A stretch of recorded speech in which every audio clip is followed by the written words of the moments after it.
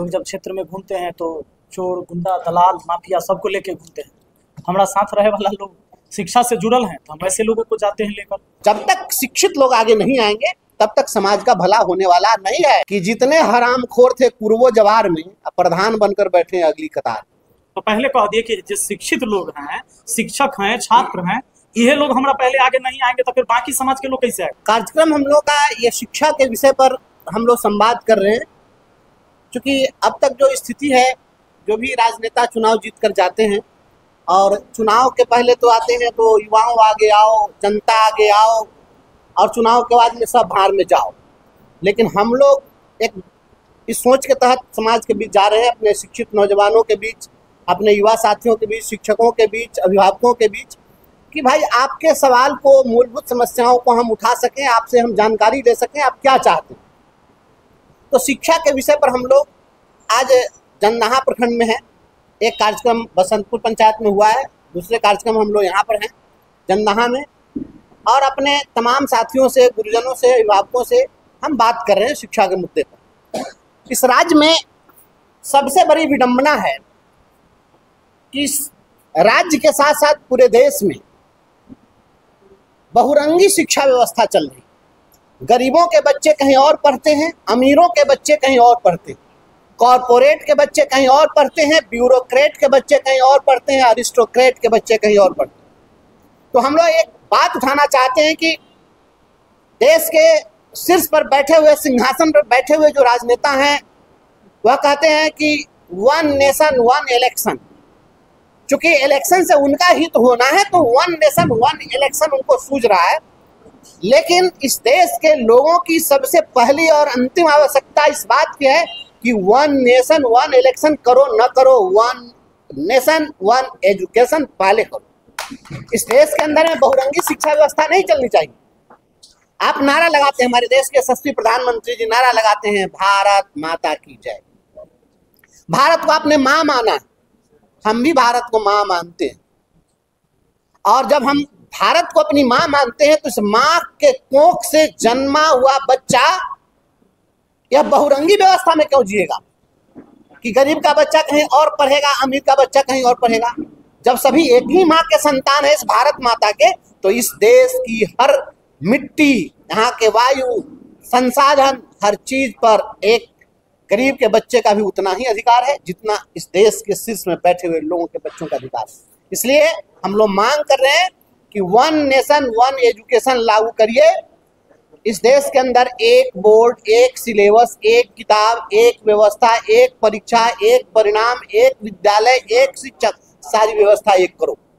और नहीं तो ये राजनीति के बदौलत यह देश विकसित नहीं हो सकता है। शांति नहीं तब तक जब तक सुखभाग न नर का सम हो, नहीं किसी को बहुत अधिक हो, नहीं किसी को कम हो। आज गरीबों के बच्चे सड़कों पर भटकेंगे और अमीरों के बच्चे बोर्डिंग स्कूल में पढ़ेंगे, तो इस तरीके से नहीं चलेगा। बिहार के अंदर हमने यह आवाज उठाई कि आप कम से कम किताब तो एक कर दीजिए। तो यह बताते हुए मुझे प्रसन्नता हो रही है कि इस बात को जब हमने उठाई तो बिहार सरकार ने इस बार 6ठी से 8वीं कक्षा तक एनसीईआरटी की किताब सरकारी स्कूलों में लागू किया। यह हमारा प्रयास था।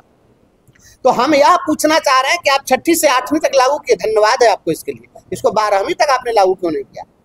एनसीईआरटी की किताब 12वीं तक लागू करिए और सभी गरीबों के बच्चों को समान शिक्षा नीति से आच्छादित करिए। कॉमन स्कूल सिस्टम लागू होना चाहिए यहाँ पर, और नहीं तो इस तरह से विषमता की खाई बढ़ती जाएगी और गरीब गरीब ही रहेगा, अमीर अमीर होता चला जाएगा। शिक्षा के बलबूते ही कोई आगे बढ़ सकता है, देश और राष्ट्र विकसित हो सकता है। और जब तक शिक्षा व्यवस्था दुरुस्त नहीं होगी, कुछ भी होने वाला नहीं। लेकिन सर, लगातार आप क्षेत्र में घूम रहे हैं, उसके अलावा आप तमाम शिक्षकों को लेकर के अलग अलग जगहों पे जा रहे हैं, क्या मिशन है? वही तो बड़का मिशन है कि हम शिक्षक को लेके जा रहे हैं। लोग जब क्षेत्र में घूमते हैं तो चोर, गुंडा, दलाल, माफिया सबको लेके घूमते हैं। हमारा साथ रहे वाला लोग शिक्षा से जुड़ल हैं तो हम ऐसे लोगों को जाते हैं लेकर।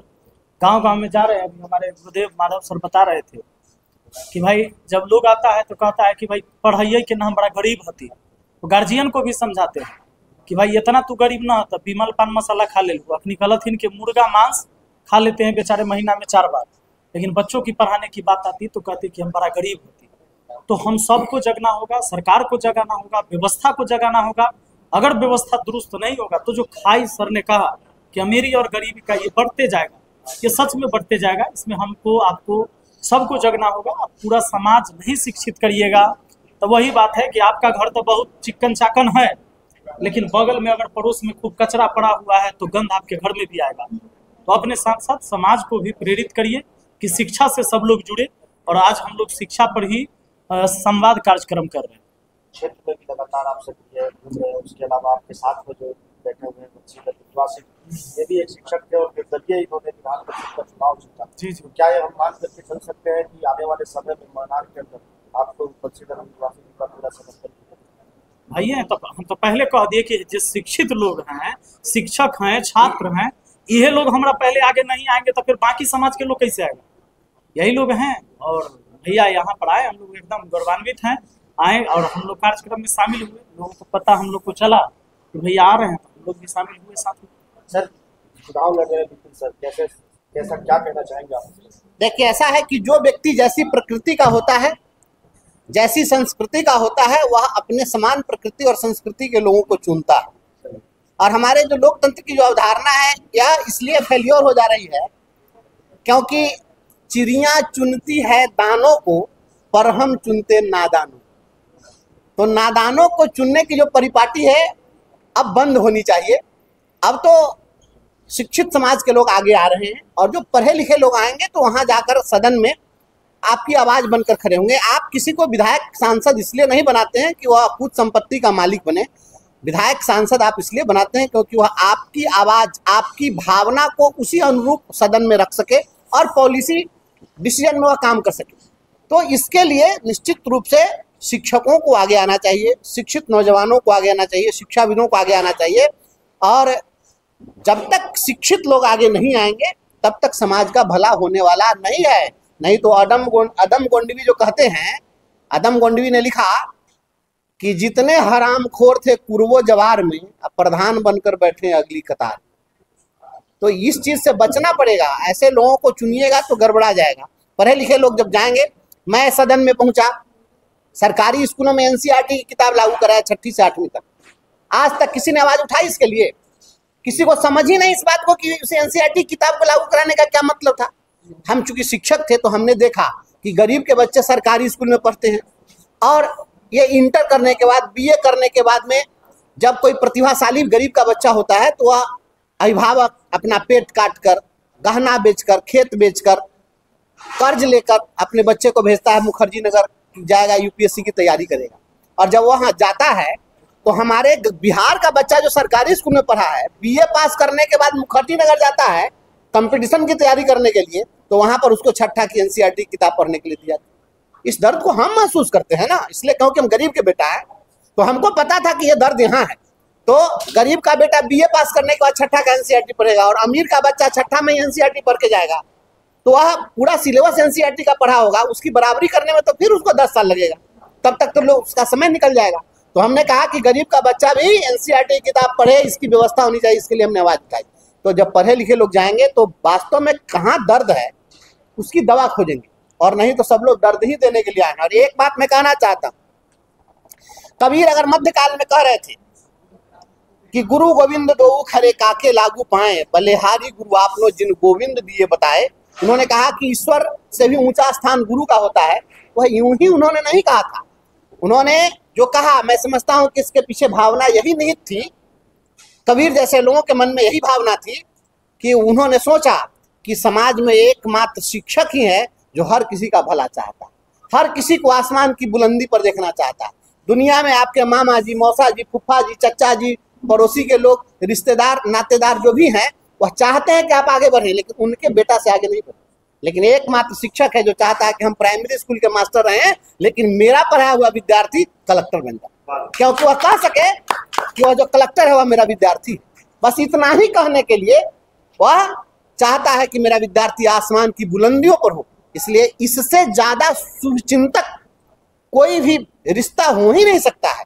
इसलिए शिक्षक अगर जाएंगे वह सभी को आसमान की बुलंदियों पर देखना चाहेंगे, खुद को आसमान की बुलंदियों पर पहुंचाने की चाहत किसी शिक्षक की नहीं होती है। इसलिए हम आपका भला चाहते हैं, विपिन सर समाज का भला चाहते हैं, हमारे हरियाणा से आए हुए प्रदीप जी हैं, वो भी 13 लाख बच्चे को पढ़ा रहे हैं, वो यहाँ पर आए हुए हैं। माधव जी यहाँ पर आए हुए हैं, ये लाखों बच्चों को पढ़ाते हैं। और ऐसे लोग जो गरीबी में पले हैं, और गरीबी में पले हुए लोग गरीबी का दर्द जानते हैं, और जाके पैर न फटी बिवाई वो क्या जाने पीर पर आई। जो सोना चांदी का चम्मच लेके पैदा लिया है उसको कहाँ पता है कि कहाँ दिक्कत है।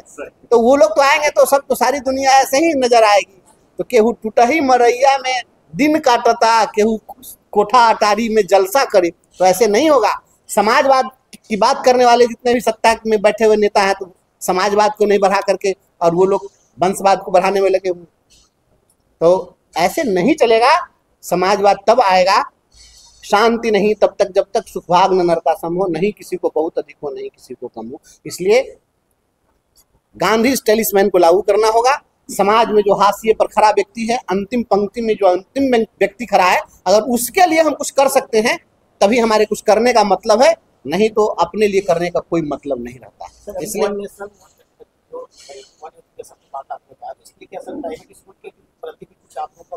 मैं तो कह रहा हूँ कि प्राइवेट स्कूल में एनसीईआरटी किताब पढ़ाते हैं ना, प्राइवेट स्कूलों में एनसीईआरटी किताब पढ़ाते हैं, तो प्राइवेट स्कूल वाले एनसीईआरटी की पढ़ा रहे हैं, वही किताब सरकारी स्कूलों में पढ़ाई जाएगी, तो बात समाप्त। आप जो बोर्ड बनाए हुए हैं, क्यों बिहार बोर्ड, कोई सीबीएसई बोर्ड में क्यों रहेगा, कोई आईसीएसई बोर्ड में क्यों रहेगा? एक बोर्ड करो, वन नेशन वन एजुकेशन होगा, एक साथ सब इलेक्शन हो जाए। लेकिन ये बोर्ड एक नहीं हो सकता है। बोर्ड एक करो, एक साथ परीक्षा हो, एक साथ परिणाम हो, एक समान सबको सर्टिफिकेट मिले। नहीं तो किसी का मूल्यांकन किसी तरीके से बित्ता नाप के कहीं नंबर दे दिया जाएगा, कहीं कंप्यूटर से चेक करके नंबर दिया जाएगा, कहीं ऑब्जेक्टिव क्वेश्चन होगा, कहीं सब्जेक्टिव क्वेश्चन होगा। समान रूप से क्या किसी का इवैल्यूएशन हो पाएगा? नहीं होगा। और जब मार्क्स समान नहीं आएंगे तो फिर आप कैसे करेंगे? आप सरकारी स्कूलों में 9th के हिंदी की किताब में मनोज तिवारी का फोटो छाप के उसका व्यक्तित्व पढ़ाते हैं। मैं बराबर सब सवाल को उठाता हूँ। गरीबों के बच्चों को आप मनोज तिवारी पढ़ाओ, अमीरों के बच्चों को आइंस्टाइन पढ़ाओ, और नौकरी की जब परीक्षा हो तो आइंस्टाइन के जीवनी से सवाल पूछो। ये कौन सी व्यवस्था है भाई? या कैसी व्यवस्था? और आप कॉन्स्टिट्यूशन मानने वाले लोग हैं, कहते हैं हम संविधान का पालन कर रहे हैं। संविधान ने कहा समता का अधिकार, आप विषमता का अधिकार बना दिया आपने। जिसको जैसा मन करे वैसा स्कूल खोले, जिसका जो मन हो वो पढ़ावे, जिसको जैसे मन हो वैसे रहे। यह नहीं चलेगा।